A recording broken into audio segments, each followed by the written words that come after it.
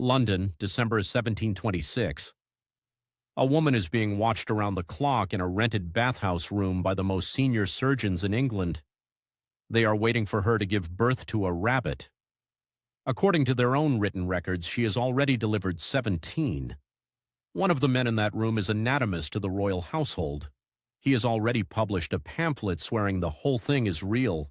His name is on it. What finally ends this is not a doctor and not an examination. It is a porter caught buying a rabbit. Mary Toft was a clothworker from Godalming in Surrey.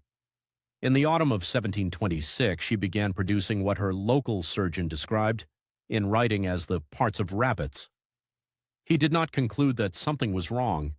He concluded that he was witnessing a medical marvel, and he wrote to the most important men he could think of.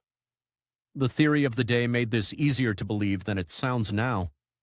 Educated opinion held that a mother's imagination could physically shape her child.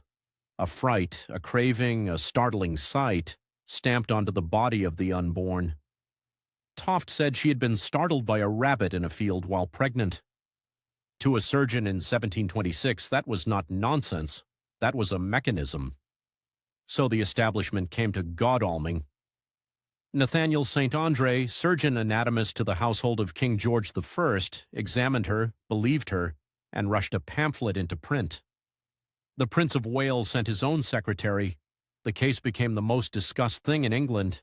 They brought her to London to be observed properly, and in London the delivery stopped.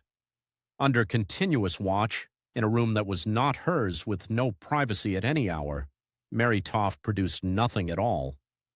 Then a porter at the bathhouse was caught trying to sneak a rabbit into her chamber.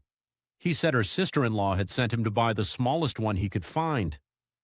The surgeon stopped waiting for a birth and started asking questions. Sir Richard Manningham told her that if the rabbits were real, an operation would confirm it. An experimental procedure without an aesthetic, because there was no such thing yet. She confessed the same day there had never been a marvel.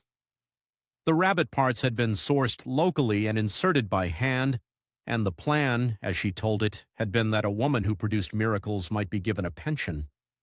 She was jailed briefly for fraud, then released without charge, and went home to Godalming, where she lived another 37 years. The doctors did worse. St. Andre's reputation never recovered. He had signed his name to it in print. Hogarth engraved the whole affair as a satire before the year was out. England's finest medical minds had been outwitted by a clothworker and a shopping list.